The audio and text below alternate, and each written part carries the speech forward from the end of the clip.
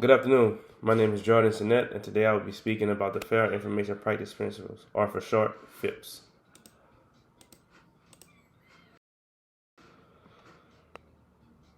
Here are some of the topics I'll be talking about today. Today I'll be discussing FIPS and its 8 principles. Its 8 principles are transparency, individual participation, purpose specification, data minimization, use limitation, data quality and integrity, security, and accountability.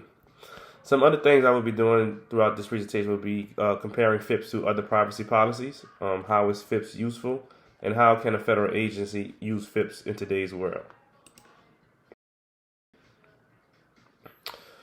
So FIPS has 8 principles. Transparency, be clear about policies, provide notice about how information will be collected and used. Individual participation, individuals should be involved. Individuals should consent for use of PII, should be sought. Purpose specification, authority to collect information and the intended purpose for its use. Data minimization, only the data that is directly relevant and necessary will be retained until the use case is completed. Use limitation, only use data for the purposes specified. Data shared outside should be relevant to the purpose for which it was collected. Data quality and integrity, ensure that data collected is accurate, relevant, timely, and complete. Security, data should be secured against loss, unauthorized access, and use, destruction, modification, and unintended disclosures. Accountability, agencies should be accountable for complying with these practices and applicable privacy requirements. Appropriately monitor, audit, and document compliance.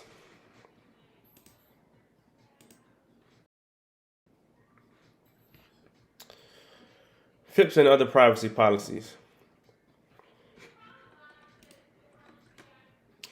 FIPS was created in the Privacy Act of 1974, further developed in 1981 in the Guidelines on the Protection of Privacy and Trans-Border Flows of Personal Data.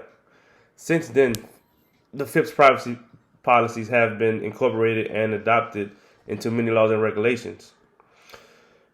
FIPS has been adopted into the European General Data Protection Regulation and the California Consumer Act. In those cases, all 8 FIPS principles were adopted and made a part of those individual policies. It should be noted that individual principles from FIPS have been adopted and also added into other policies like the Health Insurance Portability and Accountability Act, HIPAA, and Canada's Personal Information Protection and Electronic Documents Act.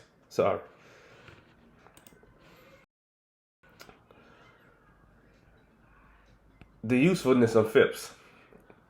Reducing risk throughout engagement. FIPS gives consumer control, autonomy, and transparency, engaging them in managing risk.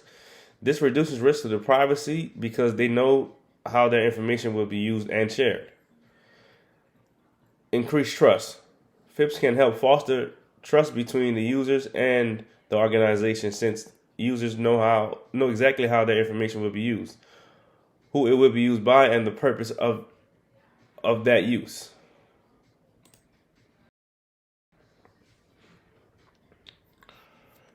Protecting PII with FIPS principles.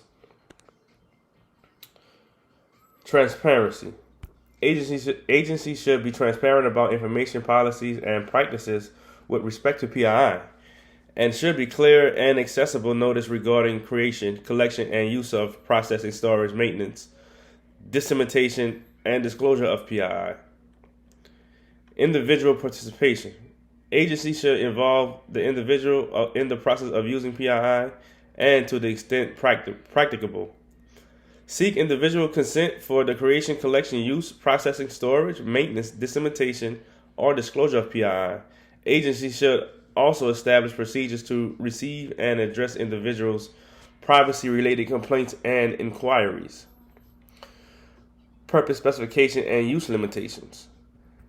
Agencies should provide notice of the specific purpose for which PII is collected, and should only use, process, store, maintain, disseminate, or disclose PII for a purpose that is explained in the notice and is compatible with the purpose for which PII was collected, or otherwise legally authorized. Minimization. Minimization. Agencies should only create, collect, use, process, store, maintain, disseminate, or disclose PII that is directly relevant and necessary to accomplish a legal authorized purpose, and should only maintain PII for as long as is necessary to accomplish said purpose. Quality and integrity. Agencies should create, collect, use, process, store, maintain, disseminate, or disclose PII with such accuracy, relevance, timeliness, and completeness as is reasonable necessary to ensure fairness to the individual. Security. Agencies should establish administrative, technical, and physical safeguards to protect PII, commensurate with the risk and magnitude of that harm that will result from its unauthorized access, use, modification, loss, destruction, dissemination, or disclosure. Accountability and auditing. Agencies should be accountable for complying with these principles and applicable privacy requirements, and should appropriately monitor, audit, and document compliance. Agencies should also clearly define the roles and responsibilities with respect to PII and all employees and contractors, and should provide appropriate training to all employees and contractors who have access to PII. I hope that you enjoyed my presentation on FIPPs and its principles and how they can be used in today's world as far as security goes, or data security goes. If you have any questions, you can please reach out to me via email. Thank you.